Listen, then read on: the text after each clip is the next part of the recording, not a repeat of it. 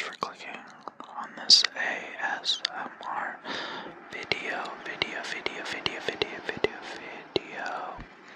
I know that there are a lot of ASMR creators out there, so the fact that you clicked on this really means a lot. I'm gonna try something a little new because of my new mic. I haven't really tried using my voice with it, so that's what this video is for, essentially. And I'm going to be reading one of my favorite books of all time, The Rules of Attraction by Bret Easton Ellis. You may know his work. He wrote American Psycho, Less Than Zero, and Glamorama.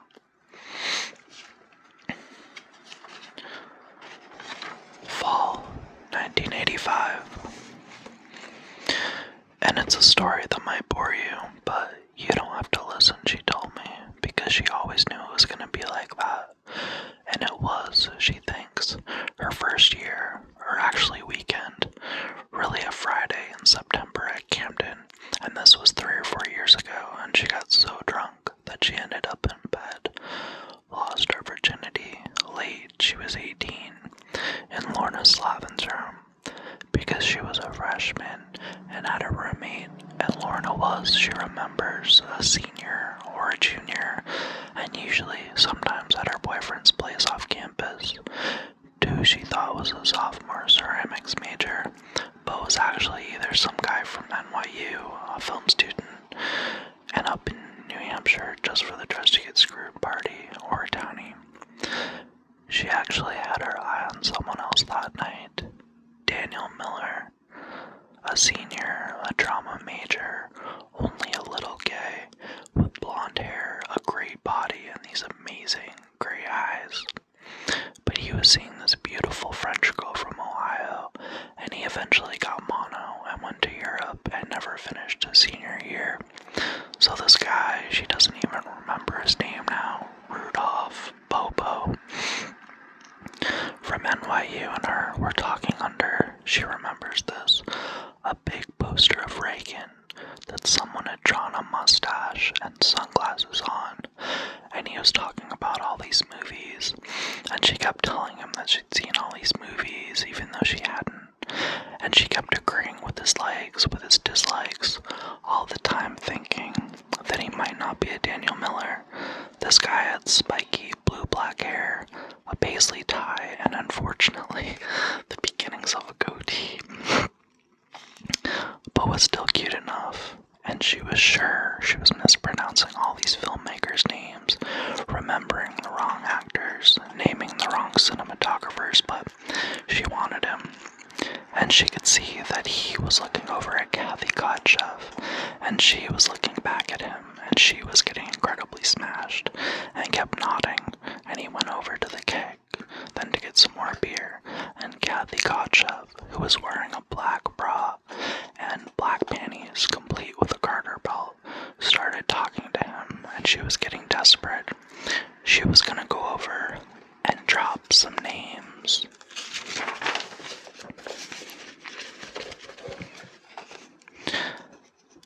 Mentioned Sal or Longo, but she felt it would be too pretentious, so she walked up behind him and simply whispered that she had some pot in her room, even though she didn't, but hoped that Lorna did. And so he smiled and said that seemed like a good idea. On the way up the stairs, she bummed a cigarette that she was never gonna smoke from someone, and they went to Lorna's room. He closed the door and locked it. She turned the light on. He turned it off. She thinks she didn't have any pot. He said that was okay and brought out a silver flask that he'd filled with a grain alcohol punch before it had run out downstairs. And she was already so drunk on that, plus the beer that she drank more of it anyway, and before she knew it, they were on Lorna's bed making out, and she was too drunk to be nervous. Dire Straits, or maybe it was Talking Heads, were playing downstairs, and she was blind drunk, and even though she knew this was sheer madness, she couldn't stop it or do anything else. She passed out, and when she came to, she tried to take her. She passed out, and when she came to, she tried to take off her bra, but she was still too drunk, and he had already started fucking her, but he didn't know she was a virgin and that it hurt. Not that badly, only a little bit of sharp pain, but not as bad as she had been taught to expect, but not exactly pleasant either. And that's when she remembers the weight on the bed shifting, and realizing that this person on top of her was not the NYU film student guy, but someone else. It was pitch dark in the room, and she didn't even want to know what was going on above her. All she knew, all that seemed certain, was that she felt nauseous, and her head kept banging against the wall. The door she thought she had locked flew open, and shadows came in saying that they had to put the keg somewhere, and the keg was rolled in, knocking against the bed, and the door closed.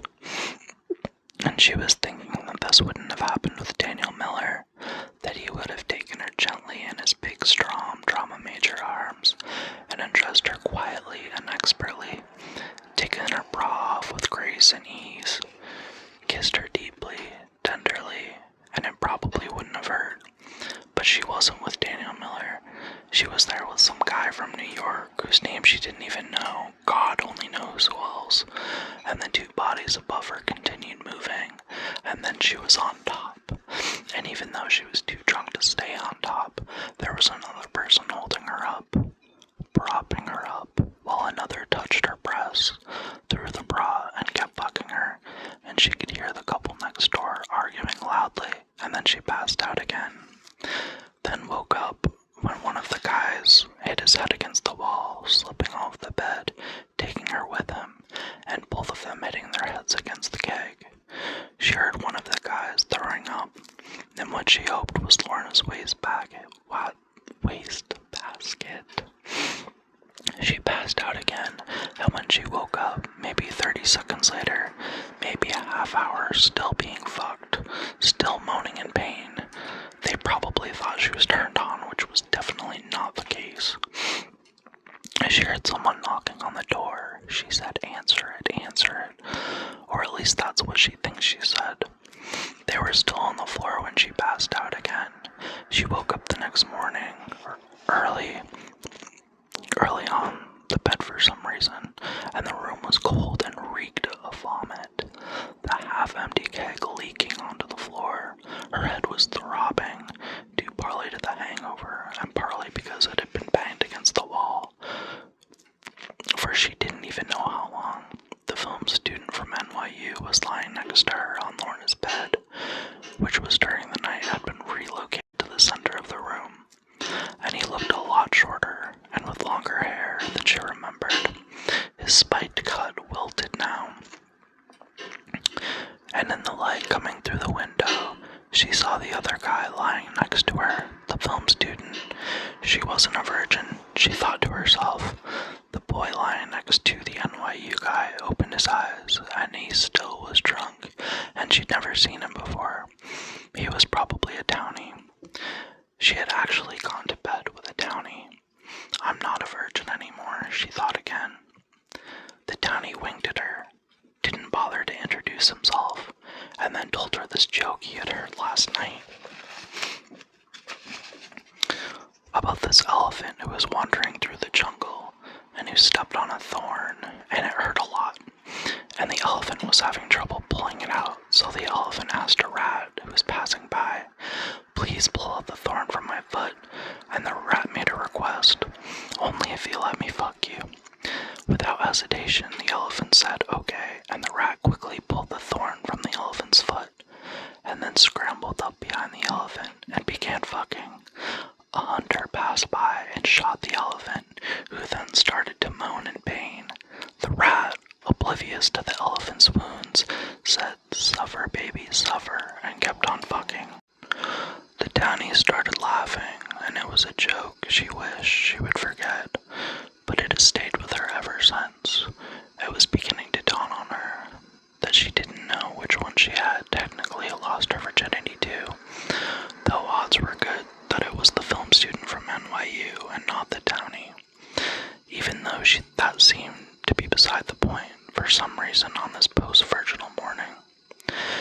She was vaguely aware that she was bleeding, but only a little. The guy from NYU burped in his sleep.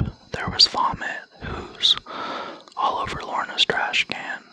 The Downy was still laughing, doubled up, naked with laughter. Her bra was still on, and she said to no one. Though she had wanted to say to Daniel Miller, I always knew it was going to be like this. So, there you guys go. That was the first few pages of the Rules of Attraction, and if you guys want to hear what happens next, we will be meeting Sean. So, yeah, thanks for watching. Bye, guys.